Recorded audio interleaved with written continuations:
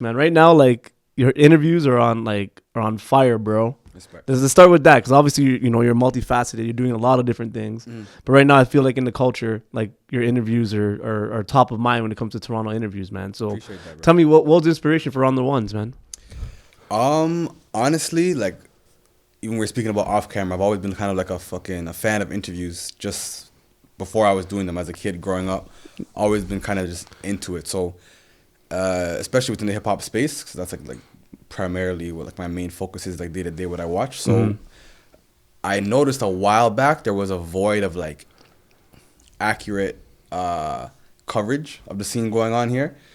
So initially I had started a podcast like 2000 maybe 15, but it wasn't with people who were necessarily that connected to the hip hop space. So we used to talk about like general topics and shit. Then I'd probably say we stopped doing that, and then I'd probably say 2017 I had the idea to do this. I had a name and everything On the Ones. I'd planned to do it with a couple people at first. This didn't work out.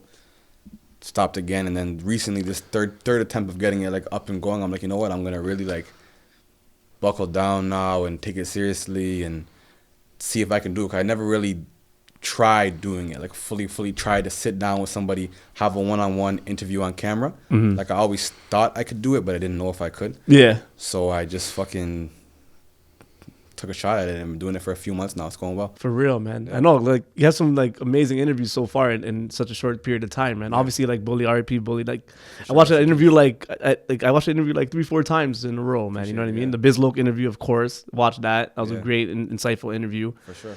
Yeah, man, and even the Bugs interview too, right? Like, yeah, man. So talk to me about your style, man. Like, how did you get that interview style like down pat?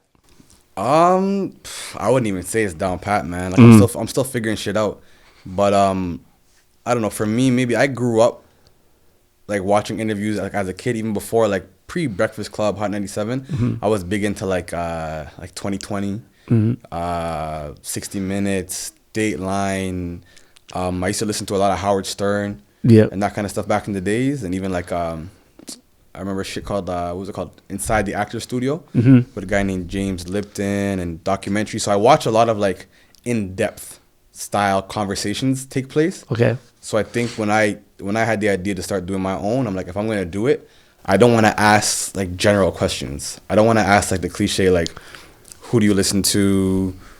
Who's your favorite? Who's your top 5? Like I didn't really want to go into that. I wanted to do a more in-depth take, and my goal was really to humanize people, man. Like to really sit down with these guys and get to know who you are as a person first, like outside of rap music. Like I wanted the people to hear this and be like, okay, I kind of get who that artist is, like as a man or as a woman.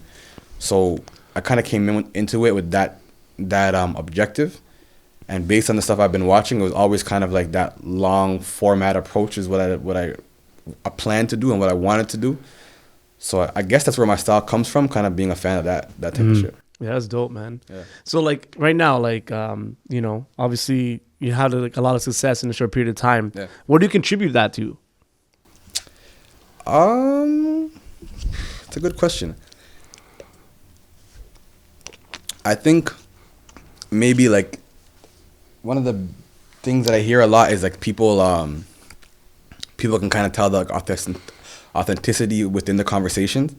Like usually sometimes when I speak to guests, like they at the end they'll be like, yo, I forgot I was even doing an interview. Like we're just chopping it up. Yeah. So I think that maybe that's what resonates with people. Like they don't feel like they're being interrogated. Like I feel like I try to have just like same conversation I would have if I seen them somewhere and we linked up. I try to make it like a similar style conversation. Like I just want to talk to you about what's going on, have a normal conversation. So I think maybe that people, it's refreshing to people to see that style of interview.